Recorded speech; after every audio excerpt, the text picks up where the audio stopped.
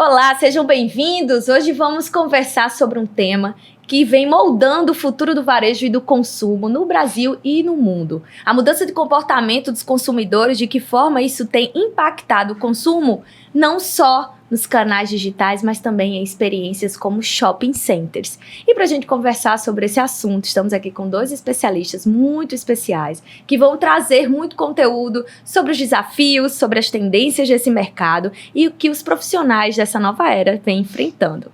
Um agradecimento especial à Ilha Tech, que é um hub de inovações e negócios do Sim Group, responsável também por incubar algumas startups. E a Sim Group, que é um grupo, uma holding, de comunicação que atua hoje em João Pessoa, mas que também tem uma atuação no cenário nacional. Então aqui com a gente temos Rafaela Barros, José Luiz Alberto Marinho.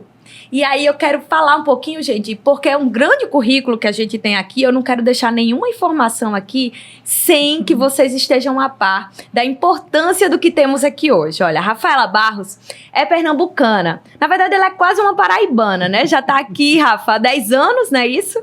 E João Pessoa já tem você aqui como filha da nossa terra, formada em marketing e publicidade, especialista em marketing, mercado de luxo e varejo, com atuação em 17 shoppings.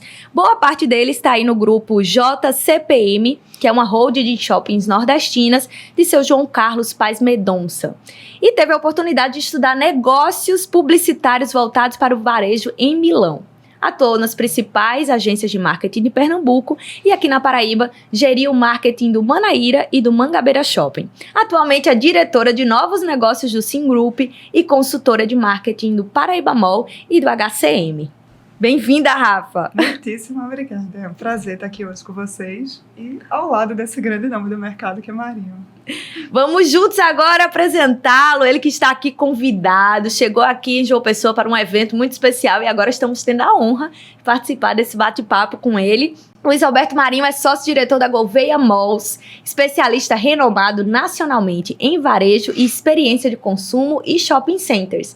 É carioca, mas está morando lá em São Paulo já há mais de 20 anos, então aí já é muito mais paulista do que carioca. Olha! Aí não!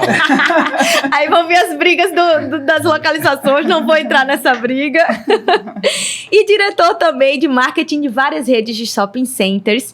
Também publicitário, palestrante internacional e foi premiado em 2011 como o melhor jornalista de propaganda e negócios do país.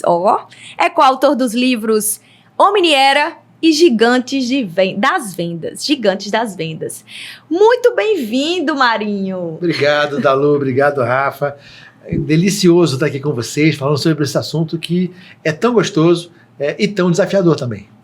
Na verdade, acho que a gente já pode começar, falando sobre esse momento que a gente vive no nosso mercado atual. Acho que com o advento da pandemia, esse segmento ele passou por profundas modificações, principalmente nos shopping centers, E aí vem um novo desafio, de um novo cenário. Por um lado, a digitalização, uma praticidade maior no modelo de consumo, com a internet, trazendo isso de forma muito mais rápida.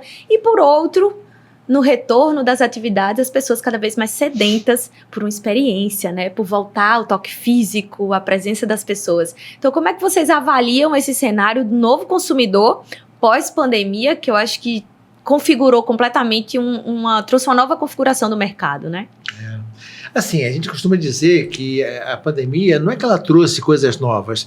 Essas coisas já existiam, o streaming, o e-commerce, até mesmo o home office, eram coisas mas que não estavam ainda instaladas na sociedade. A pandemia acelerou todos esses movimentos e fez com que tudo isso chegasse no nosso dia a dia mais rápido. A pandemia fez com que a nossa vida fosse mais digital.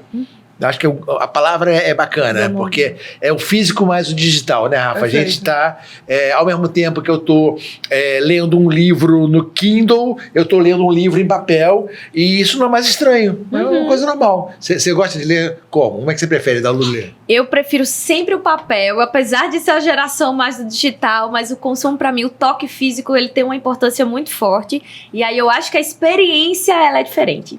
Claro, mas se você estiver precisando, por exemplo, às vezes eu estou fazendo um trabalho e eu vejo um livro na Amazon, lá de fora, eu preciso para aquela semana. Aí é muito mais prático, claro, né? O grande barato é esse, né? Tem sempre um evento que acontece em janeiro, em Nova York, né, Rafa? Isso. Né? Esse ano, o Lee Peterson, que é um grande consultor de varejo também internacional, disse uma coisa bem bacana. Ele falou assim: a gente não precisa mais ir a uma loja para comprar. A gente tem que preferir ir a uma loja para comprar. É a mesma coisa. Você não precisa mais ir numa livraria para ler um livro. Você tem que preferir. Eu também prefiro. Aliás, eu sou daqueles caras que ainda leem jornal em papel. Veja você. Porque eu tenho uma relação afetiva, né, com o jornal. Então, a gente não precisa, a gente tem a opção hoje. Nós somos seres digitais. Eu costumo dizer que a pandemia obrigou e acelerou empresas a se digitalizarem. As empresas não estavam preparadas para esse novo momento de como gerir crises, como administrar funcionários de forma remota e até ter plataformas para poder fazer reuniões, sistematizar processos. Isso. E esse foi um lado bom, porque acelerou o mercado de uma forma que não estava preparado e talvez hoje nós não estivéssemos nos cenários que estamos se uma pandemia não tivesse... Tem toda razão. Ocorrido, né? E com relação a esse lado digital, está muito ligado à experiência.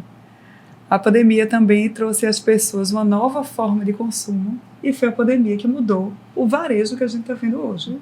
Então, a gente hoje tem umas possibilidades que não tínhamos antes de compra ou que tínhamos, mas não estava tão aperfeiçoada. Tanto em relação às integrações da plataforma, que a gente fala da omnicanalidade, que ainda é um grande problema hoje no mercado. Conversando com clientes de diversos ramos, hoje eles têm dificuldade de saber quem são os leads. Quem se conecta hoje com as empresas e como transformar esses leads frios em leads quentes. É isso aí. Porque são leads que chegam pelo Instagram, leads que chegam pelo telefone, leads que chegam pelo site e leads que não se conectam.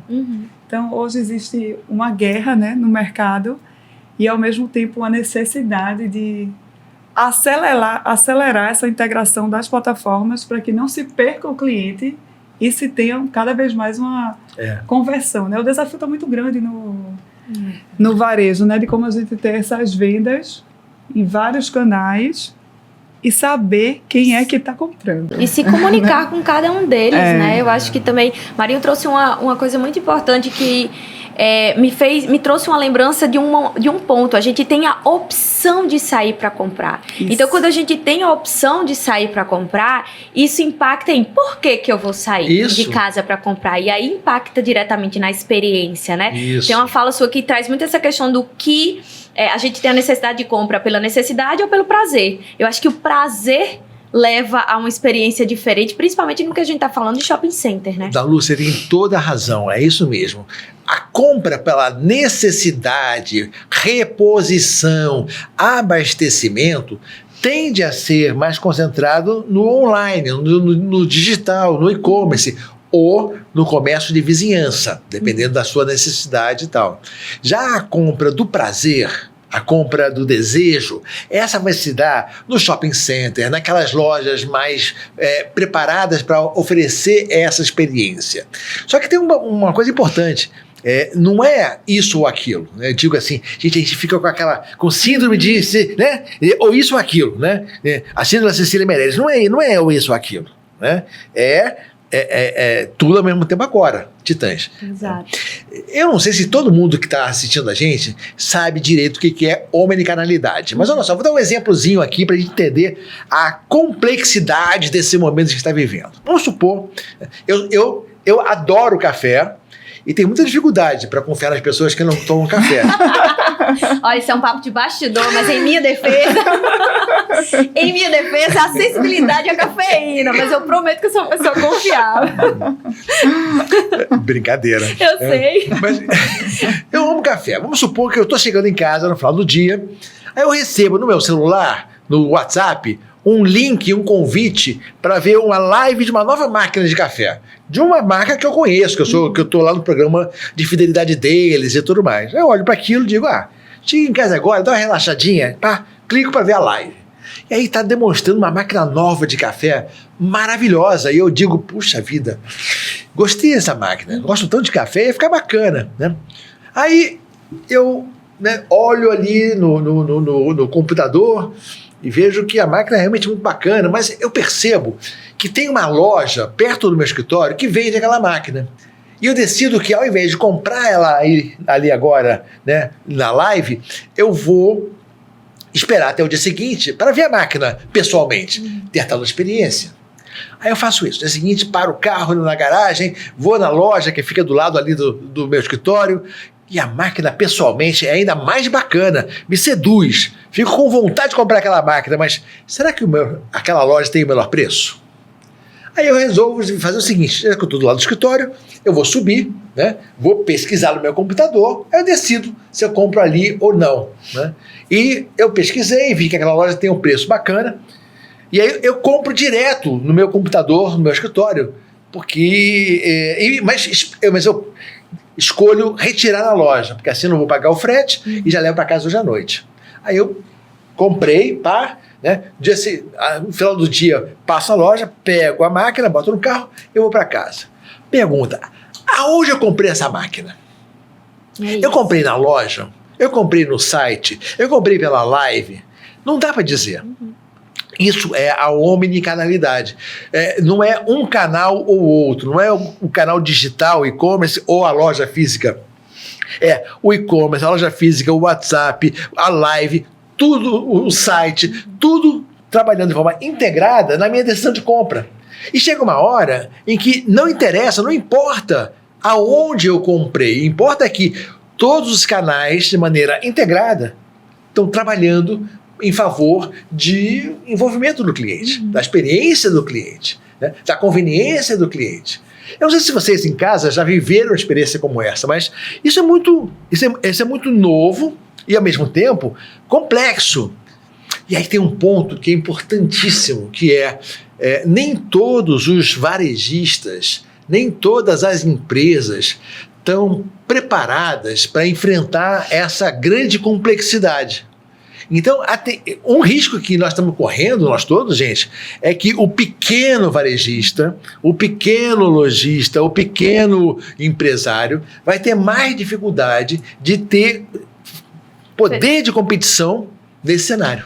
Faz sentido, porque precisa-se de conhecimento, ferramentas à disposição. Isso. E uma busca constante que nem sempre esses pequenos empreendedores, empresários têm acesso.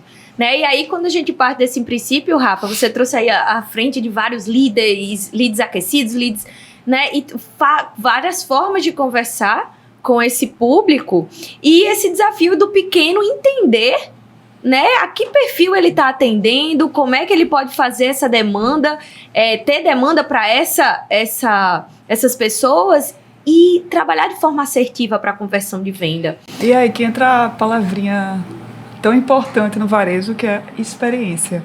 Eu lembro que em 2017 eu estava em São Paulo e eu gostaria muito, naquela época eu tinha muita vontade de conhecer a Amaro. A Amaro foi uma das primeiras lojas aqui no mercado brasileiro que ele fez muito bem essa integração do digital e foi algo que me chamou bastante atenção. A Amaro é uma loja que vende produtos femininos e masculinos, né, e também vende acessórios, enfim. E foi a primeira loja que eu entrei no Brasil que tinha as araras com poucas peças de roupa e dentro da cabine, para você provar, tinha um iPad. Então, naquele momento, você podia escolher outras peças que não estavam ali nas araras e vinha uma vendedora que você mal tinha contato, ela só lhe recebia na loja. Bom dia, seja bem-vindo, pode mexer nos nossos totens ou então dentro do provador você pode escolher outras peças. E eu quis entender a jornada de compra, por gostar muito de varejo, entender essa experiência. Comprei um item na Amaro e eu pedi para entregar no hotel. Naquele momento que eu estava fazendo uma viagem de negócios, foi a combinação perfeita para mim, porque fui fazer um almoço, depois aproveitei o intervalo, passei numa loja que eu queria conhecer, e quando foi à noite, o produto chegou no hotel. Não precisou então, assim, nem levar, né? Não, os locais que eu estava passando não precisava apoiar uma sacola, porque também tem a questão de você vai pegar um metrô, você vai pegar um Uber, o que é que você vai pegar? A comodidade. E esse é um ponto hoje que nós que estamos na área de varejo, cada vez mais precisamos trabalhar. Essa questão da experiência, mas como fazer uma experiência de ponta a ponta. E não só na hora de consumir, mas na hora de pisar no ambiente, né?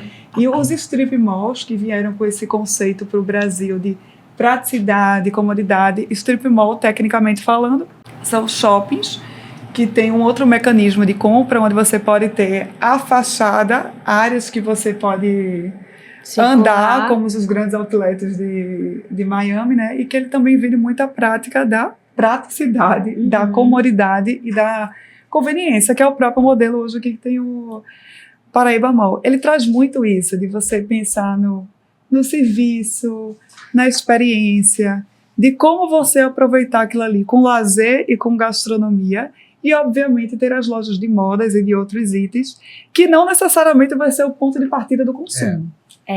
Né? Não, isso trouxe até, acho que para um dado recente também, né, que a gente estava dando uma avaliada que do ano passado para cá, diminuíram a quantidade de lojas no segmento de moda, mas aumentaram as oportunidades de compra no segmento de entretenimento, gastronomia. Como é que fica, nesse momento, Alberto, essa introdução da moda, reinserção da moda no mercado dos shoppings? E qual o papel que a moda vai assumir agora nessa experiência de consumo, assim? Então, hoje, 9% das vendas de moda no Brasil são pelo e-commerce. São dados da IM referentes a 2023. 30% das receitas vêm de lojistas independentes. Né? E 50% vem das lojas, lojas de departamento especializadas, como C&A, Renner, Riachuelo, né? Ou das lojas de rede, né? São as franquias de moda e tal. Então veja que os pequenos ainda representam 30%. Mas o que nós estamos vendo hoje é que, de novo, no mundo digital, não é uma coisa ou a outra. Né? Então, 60% das vendas da Arezzo, por exemplo, no primeiro trimestre desse ano, vendas nas lojas físicas, foram geradas a partir do digital. Ou seja, o vendedor, quando não está atendendo na loja, ele está lá com o aplicativo do vendedor desenvolvido pela Arezzo, acessando uma base de clientes cadastrados, falando com as vendedoras, mandando vídeos, mandando fotos, para poder envolver esse cliente fora da loja. Ou seja, o varejo hoje vai buscar esse cliente em casa, né, e trazer para dentro da loja. Agora, estamos falando de moda, que é uma coisa que todo mundo consome. Falando de uma outra mudança importante trazida por esse período pós-pandemia, né, nesse mundo digital. Cinema, por exemplo. Né? Cinema, por exemplo. Um desafio, inclusive, né? Baita desafio. Nós todos amamos cinema. Não sei se todos vocês que estão assistindo eu amo cinema, é uma maravilha. O que está acontecendo hoje? Um filme chega no streaming 45 dias depois. Eu estava viajando quando o Divertidamente 2 entrou em cartaz, né? Eu já baixei, vou ver no voo de volta para casa hoje, porque já está no streaming, pouco tempo depois. Né? E o que está acontecendo? As pessoas estão deixando para ir ao cinema nos blockbusters. E não tem blockbuster toda semana. Né? Isso faz com que o cinema tenha que buscar uma outra forma de enfrentar o desafio do streaming, porque a própria Disney bota os filmes no cinema, mas também tem interesse em desenvolver a sua plataforma de streaming, a Disney Plus, usando só. Tem a Disney, tem a HBO, tem todas as empresas. E aí, para onde que vai o cinema? Para a experiência. Né? Então é aquela coisa que tem aquelas salas, aquelas poltronas mais largas, uma pipoca diferente. Não é só mais pipoca, né? Hoje em dia a gente gastronomia, né? É um exemplo que nós todos entendemos. Quer dizer, no pós-pandemia, a experiência do cinema virou quase uma experiência de luxo. É isso. E até o valor também se alterou consideravelmente e fez uma mudança aí, traz esse diálogo também, né, pra gente conversar e até acessibilidade, porque é uma nova experiência, é um novo mercado praticamente. E eu acho que não só a experiência revela isso, como, por exemplo, eu vejo também academias dentro de shopping centers, né? Então isso muda muito para a relação no sentido do atendimento a um serviço de um lugar que proporcione um ambiente com mais acessibilidade, que traga uma experiência melhor, um sentimento melhor ao entrar naquele ambiente. Sabe qual é o sentimento mais importante que o shopping hoje oferece para as pessoas? Vamos. Pertencimento, socialização. Extensão da sua casa. Né? Extensão da sua casa. Hoje, nós estamos vivendo no mundo inteiro uma epidemia de solidão. No Brasil, por exemplo, a quantidade de pessoas morando sozinhas, ou 2 adultos morando sozinhos, aumentou demais nos últimos anos. Uma família sem crianças tem outra dinâmica, né?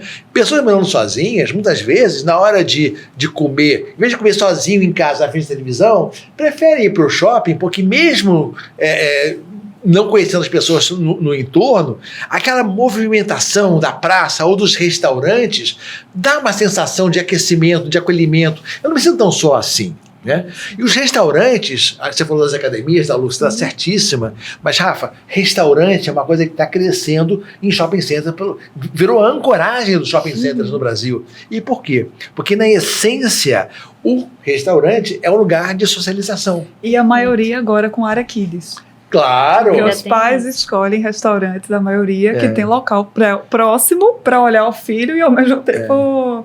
E olha que legal. Né? Então, no pós-pandemia, o mix do shopping começa a engordar, a encorpar em cima de serviço, porque não dá ainda para fazer serviço, né? Não dá ainda para fazer a sobrancelha pelo computador. Exato. Ainda. Né? Um dia vai sair lá um braço mecânico, então ainda não. Né? Serviço. Entretenimento, né? E aí um entretenimento que seja diferente daquele que eu tenho em casa, do videogame ou da plataforma de streaming, né? E gastronomia, entretenimento e serviço. É o tripé.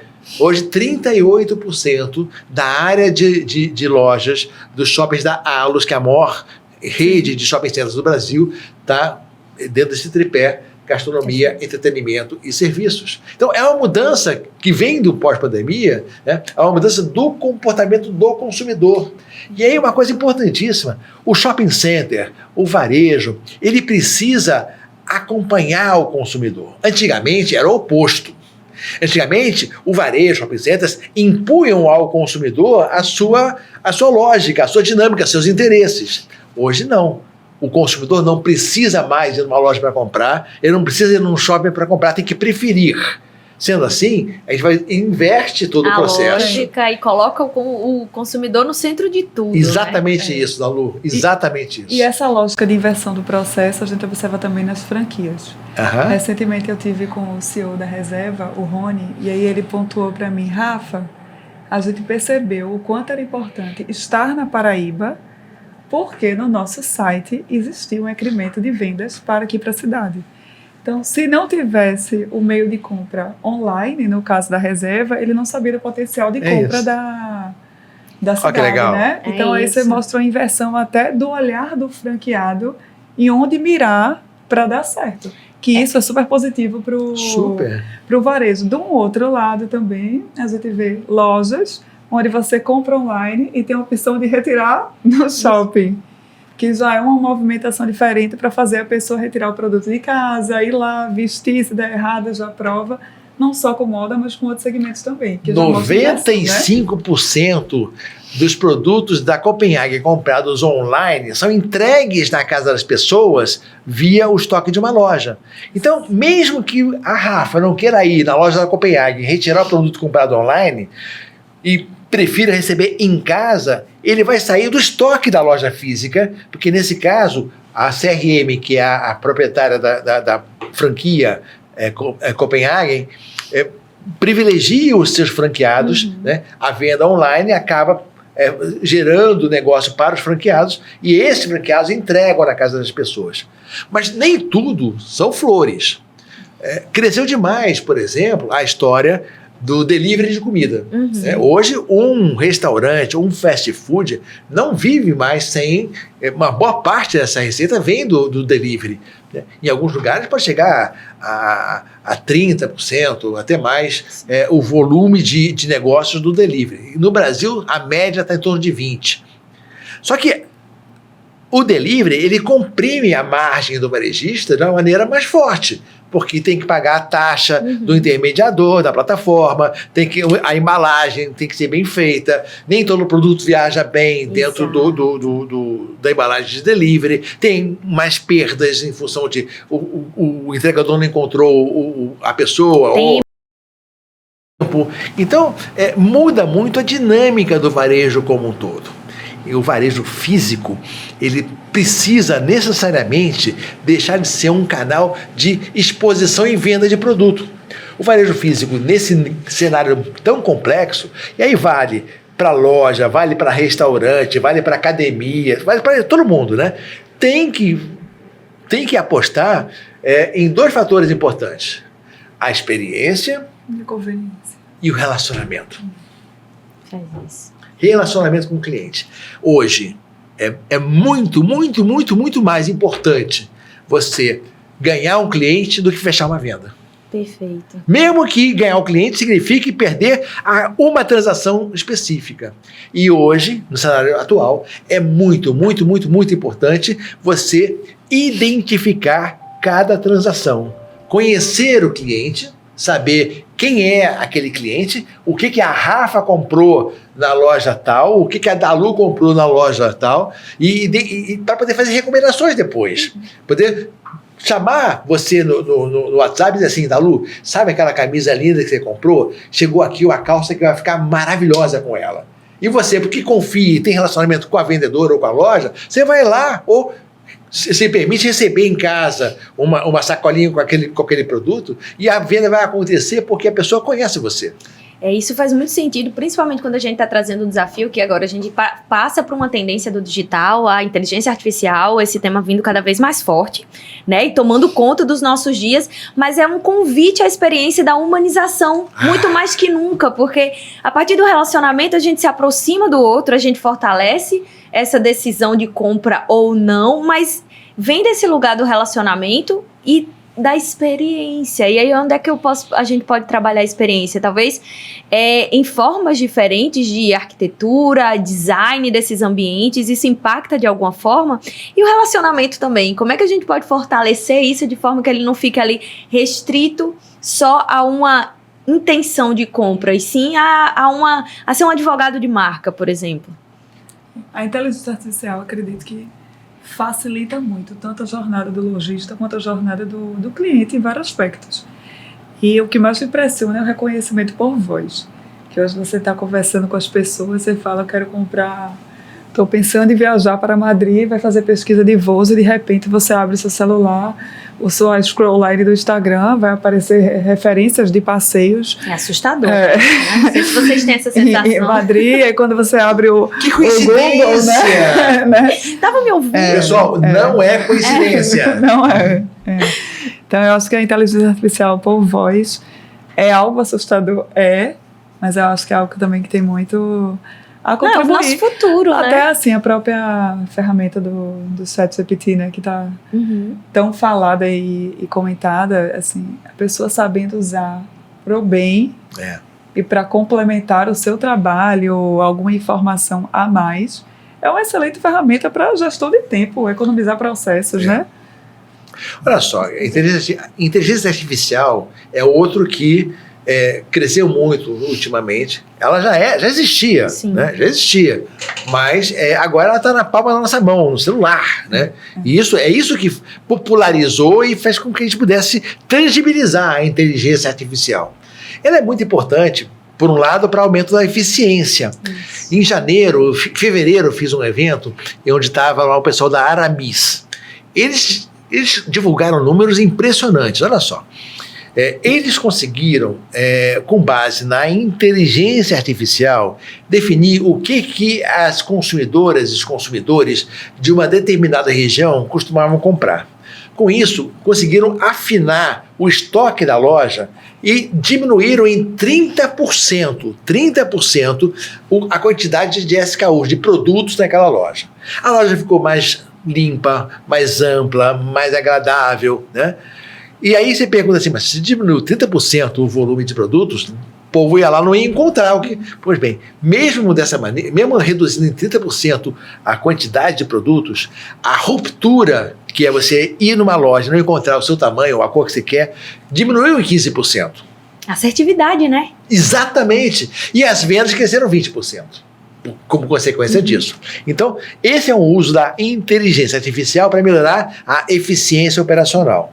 De outro lado, tem a personalização. Eu consigo direcionar a comunicação, fazer recomendações. 75% do stream time da Netflix é baseada em recomendações. Você acaba de ver a série, né? Acabei de maratonar Emily in Paris. Já tem lá uma... Recomendados que, para aliás, você. é maravilhosa. A Emily in Paris, não sei se vocês viram. É ótimo. A última temporada tá linda, maravilhosa. As roupas incríveis, Exato, moda. figurinos. Tudo, né? E aí, você já recebe uma recomendação. Olha, você pode gostar dessas novas... Porque eles querem que a gente fique maratonando uma após a outra. É os recomendados, né? Exatamente. O Spotify, toda segunda-feira eu recebo uma playlist, a recomendação da semana. 30% do stream time no Spotify é em função da lista feita para gente. Então, a inteligência artificial ajuda a gente, de um lado, a melhorar a eficiência operacional, de outro, ajuda a personalização. E de outro, a aumentar a navegabilidade das plataformas. Mas né? aí tem uma coisa que... Estamos falando de humanização, né, Ana Lu? Vamos. Vocês viram aquele filme Her? Sim. Pois é. Né? Não é... Eu não sei se vocês estão nos assistindo aqui já tiveram a experiência, né, de conversar com a Alexa. Uhum. Né? Minha filha é expert nisso. Ela deixa a Alexa sem resposta vários momentos. Então, ela conversa. Ela, às vezes, a Alexa faz companhia para ela. Exato. Né?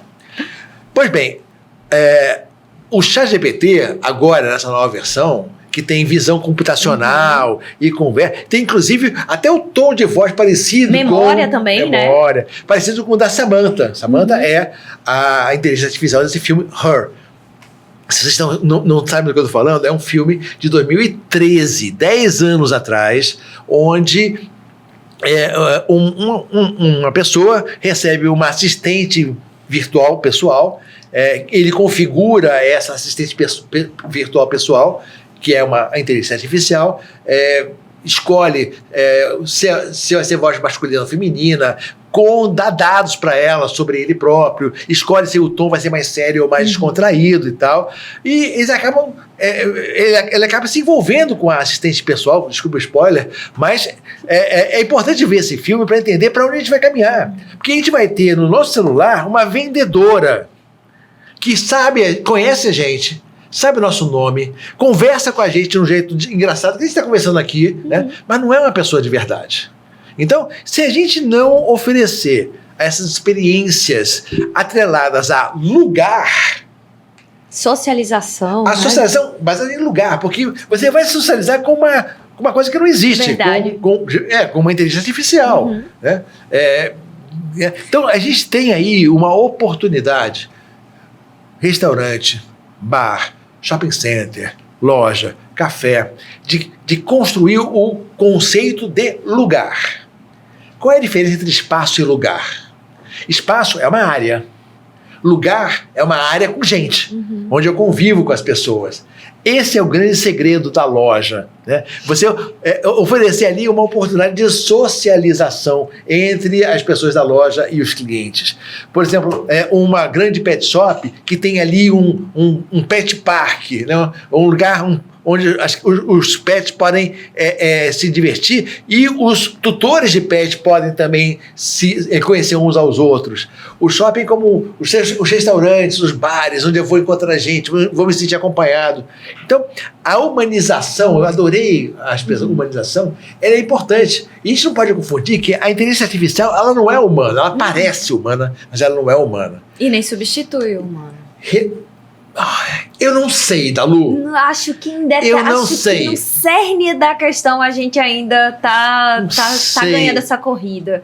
Depende do ponto de vista. Se a gente for para assertividade, se a gente for para acúmulo de informação, talvez aí a gente perca para a inteligência artificial. Mas eu acho que no fator sentir, que é algo que a inteligência artificial ainda não pode Pois é. por nós. E eu acho que até no momento da formatação de compra, a gente ganha essa corrida. E aí até um convite nesse sentido, trazendo toda essa ideia, Marinho, que você trouxe, da gente repensar esses ambientes, né, como lugar. Tem um convite também a gente repensar esses espaços, a ambiência desses espaços, né? De que forma esses ambientes eles podem ser mais convidativos para que a gente tenha essa opção e a escolha e o querer de ir para poder vivenciar essa socialização humana, né? De forma mais agradável. O paisagismo tem sido cada vez mais trabalhado, né? Tanto na hotelaria quanto nos shoppings, né? Dá uma leveza, torna um ambiente ali com um bem-estar que é hoje nos pilares fundamentais para essa experiência de compra, para essa experiência de usufruir os próprios espaços. Os lounges. Os lounges que são ambientes para exatamente juntar as pessoas, independente do propósito, que não precisa ser da compra em si, mas juntar as pessoas em espaços humanizados que tragam bem-estar. E é uma experiência positiva de você ficar naquele local. Então, hoje não é mais só sair de casa com a intenção de consumir. É sair de casa porque aquele ambiente me proporciona algo que me faz querer estar ali, que me faz eu me sentir bem, e a compra passa a ser uma consequência de você gostar daquele ambiente. Local. Um dos pontos que tem me chamado muita atenção é o ponto da hotelaria. Hotel, a gente fala de hospitalidade intrinsecamente no nome do hotel, né, em si. E João Pessoa agora está recebendo um complexo turístico do Cabo Branco, com enorme quantidade de leitos na cidade. E hoje existe uma carência no mercado de a gente treinar pessoas para trabalhar a hospitalidade e trabalhar a experiência. É um assunto que é extremamente relevante, porque a gente está falando de riçóis, de categoria upscale, mercado de nicho A, e é uma demanda que está extremamente carente. Então, a gente vê em algumas cidades um crescimento econômico extremamente acelerado, o mercado imobiliário ascendente, como é o momento que João Pessoa está vivendo, a própria Paraíba, o mercado hoteleiro, as transformações do shopping center. E, paralelo a isso, a gente tem uma inteligência artificial que não vai conseguir humanizar 100% o contato que é necessário, e jamais, na minha opinião, jamais. Eu acho que a gente tem mecanismos aí e espaço para ambas as inteligências, a humana e a artificial. E é um desafio, eu acho, não só do varejo, como de todos esses nichos que eu me peguei em dois temas, Rafa, você trazendo aí. Eu acho que o primeiro é essa questão realmente da paisagismo. E aí eu vou trazer para um traço de experiência meu, tá? Uma personalidade minha. É que, por exemplo, eu vejo hoje que essa questão do design biofílico, trazendo isso mais de forma aproximada para dentro desses ambientes, traz uma aproximação melhor no sentido de que era muito comum a gente ver shopping sempre nessa tendência de iluminação artificial. Então a gente não tinha tanta a percepção do tempo passando, e hoje a gente já tem janelões abertos, essa inserção de luz natural, uma coisa que deixa a gente mais humana, né? Menos máquina, mais humano. E esse segundo tema que você traz para esse complexo... Eu, por exemplo, prefiro esse tipo de experiência. Eu acho que pela questão da urbanização eu me sinto mais humano quando eu estou nesses ambientes. Eu fico mais à vontade, até frequento mais, compro melhor. E, por outro lado, a gente tem um desafio agora de mercado. Como a gente pode capacitar os profissionais que estão aqui agora diante dessa nova configuração de pessoas que querem uma experiência mais personalizada, um atendimento mais humanizado para um mercado que a gente está vendo cada vez mais focado, talvez, no digital. Exatamente. Bom, um outro lugar que vive uma coisa parecida com essa, né, são os escritórios. Sim. Né? Ou seja, os escritórios deixaram de ser aquelas baias de trabalho, passaram a ter mais espaços de socialização, trabalho em grupo, salas de reunião, menos paredes, né? Espaços de descompressão, né? Justamente por isso, porque trabalhar passaram a trabalhar em casa, mas o escritório é um lugar para trabalhar junto, né? Então, a própria arquitetura dos escritórios, nesse pós-pandemia, também se altera nesse sentido da humanização, da socialização, né? Da descompressão, do prazer, né? Porque a obrigação eu posso fazer em qualquer lugar, né? Agora, as pessoas precisam se desapegar um pouco do passado. Precisam aprender a desaprender. Para reaprender. Para reaprender. Boa. Porque é isso, gente. Olha só. O Keynes já dizia que o nosso maior desafio não reside em ter ideias novas. É fácil ideia nova. Né? Sagitarianos tem uma a cada segundo. Bastou se conectar com a primeira pessoa assim. Né? Mas, né, se desapegar das ideias antigas é mais difícil. Dos hábitos antigos é mais difícil. Então, falando de varejo, por exemplo, né? Você entra numa loja, já ouve de cara. Posso ajudar? E sem que você pense, já sai da sua boca. Não, obrigado, estou só olhando. É uma coisa assim, mistério da natureza. É incrível. Quando você ouve, posso ajudar? Você nem pensa. Não, obrigado, só estou olhando. Né? Automático. Gente, Não vamos relacionar. assim, né? Nossa, adorei a sua camisa, não sei o quê. Mas você ficou bem com esse cabelo novo. Vamos falar com as pessoas. Como é que a gente quando a gente está conhecendo a pessoa, como é que a gente faz? Né? E se a gente partir do princípio de que, quando a gente está tendo essa experiência, por exemplo, no digital, a gente não tem essa intervenção, a gente pode navegar no seu tempo, dentro da sua disponibilidade, para poder fazer aquela experiência de compra. Quando a gente estende isso para o nosso momento de compra físico, talvez pareça até um comportamento invasivo quando você é abordado dessa forma, né? Quer ver uma coisa? Eu sou super a favor de funcionários de loja terem crachá. Super.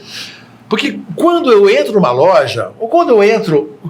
Daqui a pouco eu vou para o aeroporto, né? A primeira coisa, eu olho para o crachá e chamo a pessoa pelo nome. Né? Eu gosto de chamar a pessoa pelo nome. Eu gosto de olhar o crachá e dizer assim, como vai, Lúcia? Né?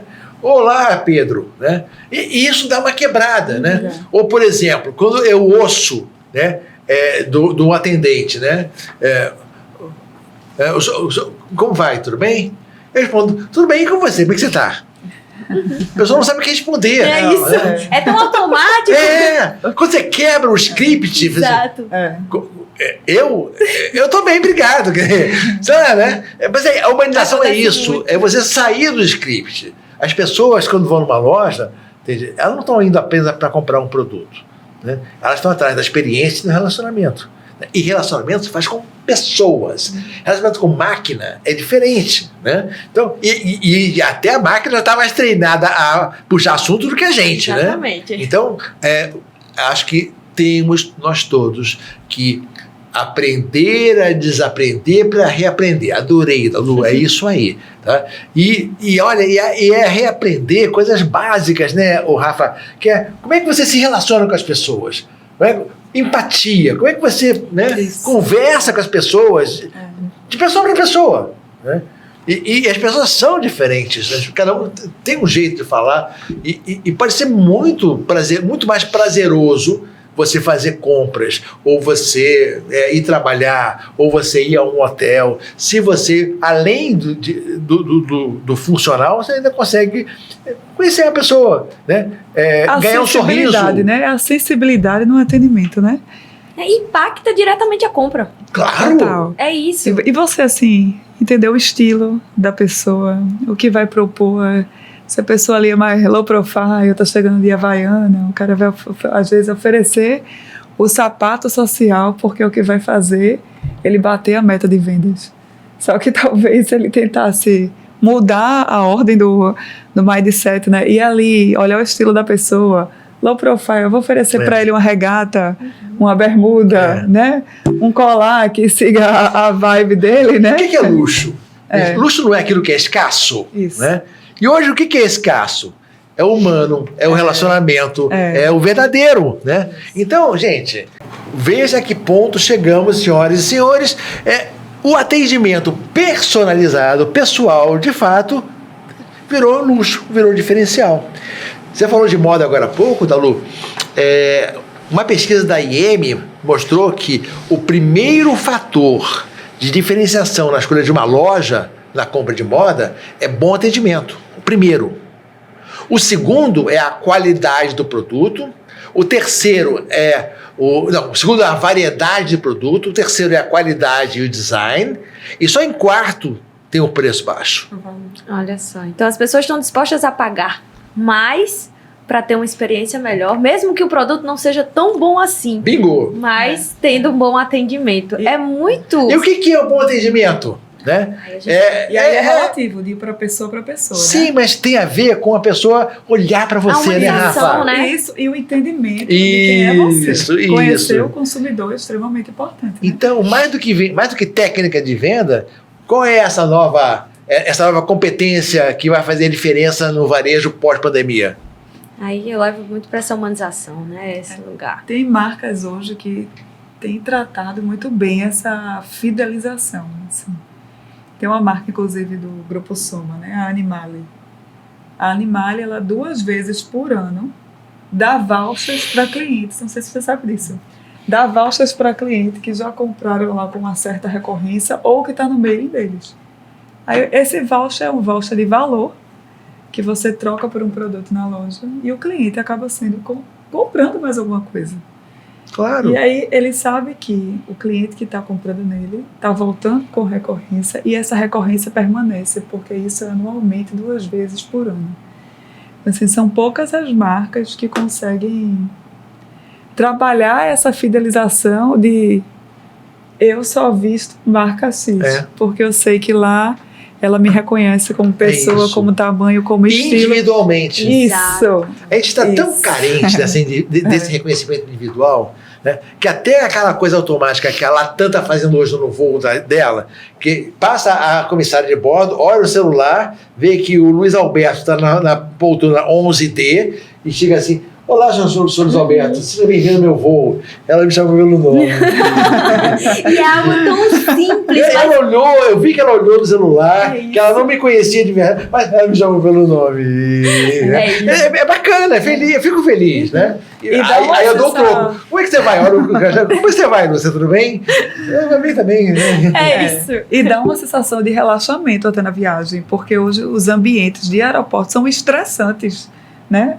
O tempo de check-in, o despacho da mala, minha mala vai chegar inteira, e aí você chegar e quando você entrar na poltrona do avião ser recebido dessa forma, já dá um relaxamento de todo o estresse ali de 1 hora que você percorreu de preocupação, né? É isso aí. Gente, eu acho que assim, o papo tá bom, se deixar a gente se alonga nele, assim, não falta conteúdo e experiência também, mas uma coisa que eu acho que a gente pode ir se aproximando aí desse fechamento é uma curiosidade, na verdade, eu acho que de todo o mercado, né? Diante de tudo isso que a gente está falando, dessa nova configuração de mercado, varejo, das tendências de comportamento de consumo, o que a gente pode ver e anunciar como tendência para o futuro? Porque isso é curioso. O futuro para a gente estava falando de Her há 10 anos atrás e que já é um presente. Isso. E como é que a gente visualiza esse novo cenário do varejo, o comportamento do consumidor, de que forma ele se modifica muito daí para frente ou é algo daí para um constante? As tendências de varejo apontam para você ter uma antecipação da necessidade do consumidor. Ou seja, aquilo que é funcional, eu consigo antecipar. Uhum. Eu sei quantas latas de leite em pó a Rafa costuma comprar, né, porque ela tem um filho de 3 anos que toma leite em pó, né, com tanta frequência. Eu consigo prever quantos pacotes de fralda ela vai comprar nesse mês. Eu posso mandar isso para casa dela sem que ela me peça, né, para dizer: olha, está aqui. Eu posso mandar para sua casa uma sacola de roupas que eu acho que tem o seu estilo, porque eu conheço o seu estilo a partir das compras identificadas nas marcas, nas compras que você faz na minha loja. Então, tudo que tem a ver com antecipação, com abastecimento, com aquilo que eu posso prever, né, usando algoritmos e a inteligência artificial, isso vai acontecer. E vai, uma vez mais, aumentar a distância entre as marcas mais estruturadas e os pequenos varejistas, que não têm acesso a tudo isso. Então, a tendência de consolidação de mercado vai aumentar, né? E provavelmente os pequenos varejistas independentes vão encolher um pouco mais em relação ao mercado como um todo. Isso é algo que me parece Bom, infelizmente me parece inevitável. Agora, tem um espaço para o desejo, para a descoberta. Gilberto Gil tem uma frase, Rafa, numa música dele, que é sensacional. Ele fala assim: o povo sabe o que quer, mas o povo também quer o que não sabe. Esse espaço da descoberta, esse espaço onde eu estou ali aberto a você, que eu acho que me conhece o suficiente, ou que eu confio que você é uma influenciadora ou uma pessoa que entende de moda, aquilo que você vai me oferecer como uma opção, eu vou olhar para aquilo e falar assim: nossa, que legal, eu não tinha pensado dessa maneira, eu não tinha pensado em botar uma roupa ou fazer um look com essas combinações. Então tem um espaço para descoberta, e essa descoberta só vai acontecer. Tanto a antecipação quanto a descoberta, as recomendações só vão acontecer a partir do momento que eu conhecer o cliente. Não haverá, e não só no mundo da moda, não haverá espaço para marcas que não tenham um profundo conhecimento dos seus clientes, estruturado a partir de uma base de dados com muita inteligência artificial trabalhando a análise desses dados para poder gerar recomendações. Cientistas de dados têm emprego garantido. Se você está estudando, não sabe para onde vai fazer vestibular, para quê, cientista de dados tem emprego garantido, eu garanto a você isso. Então, o futuro, ele tem um pouco dessa coisa da ciência, um pouco disso da inteligência artificial. E, ao mesmo tempo, espaços humanizados, espaços de convivência, profissionais capazes, como você falou, de ler as pessoas, de entender a alma das pessoas, seja psicólogos ou maqueteiros, ou publicitários, ou comerciantes. Essas pessoas com essa sensibilidade, elas vão fazer uma diferença danada, porque isso vai ser um tremendo diferencial no futuro. Eu me alonguei um pouquinho na minha conclusão e na minha previsão de futuro, mas olha, eu garanto, quem viver verá. Olha. E aí, como é que a gente pode, Rafa, também trazer essa tua contribuição para esse futuro que já está chegando, né, aqui? E de que forma essas novas tecnologias, elas podem se apoiar? Você que está sempre aí também dentro dos shopping centers, elas podem ser aliadas nesse processo também de varejo. Tem 2 pontos que eu acho que são tendências que nunca vão sair de moda. Um é a experiência e o outro é o relacionamento. Isso está intrínseco, independente de qualquer inteligência artificial, de qualquer tecnologia. E as ferramentas de tecnologia têm corroborado bastante com os dashboards aí que vocês desenham suas métricas, seus KPIs, analisa os resultados, entende quem são os seus clientes. Então, eu acho que é utilizar hoje a tecnologia a favor da experiência e do relacionamento. Esses 2 pontos atrelados, ou varejo, qualquer segmento que seja, consegue trazer o cliente para perto, fidelizar, aumentar o volume de compras, enfim, e trazer a satisfação no final, dentro da leitura de ótica de cada cliente do que é satisfação, né? Um querendo ser atendido de uma forma, outro querendo ser atendido do outro, mas entregando a necessidade que ele precisa, e não a vontade do lojista, né? Perfeito. Gente, muito obrigada pela participação de vocês aqui hoje. Aprendi muito, compartilhamos bastante também. Que prazer estar aqui com vocês. E tomara que vocês que estão nos assistindo também tenham curtido. É isso. Espero que você está aí nos assistindo, onde quer que você esteja, né? Porque hoje a gente não pode mais nem dizer que é de casa. Talvez esteja no trânsito, nos ouvindo aí. Então, eu costumo dizer, Dalu, que a ideia tradicional de tempo e espaço já foi para o espaço há muito tempo. É exatamente isso. Quase onipotentes e onipresentes estamos agora. Muito obrigada, vocês estarão aqui pelas contribuições, pelo conhecimento. Obrigada também. E Marinha, obrigada, viu? Prazer estar com você aqui hoje, podendo falar de um tema que nós gostamos tanto. Sejam bem-vindos. E Dalu, obrigada sempre. Também por sua simpatia mais uma vez. Que isso, eu que agradeço. Uma honra estar aqui com vocês hoje. Agradecer você também que estava nos assistindo, nos escutando até agora, ganhando bastante conhecimento sobre o mercado do varejo, tendências de comportamento de consumo.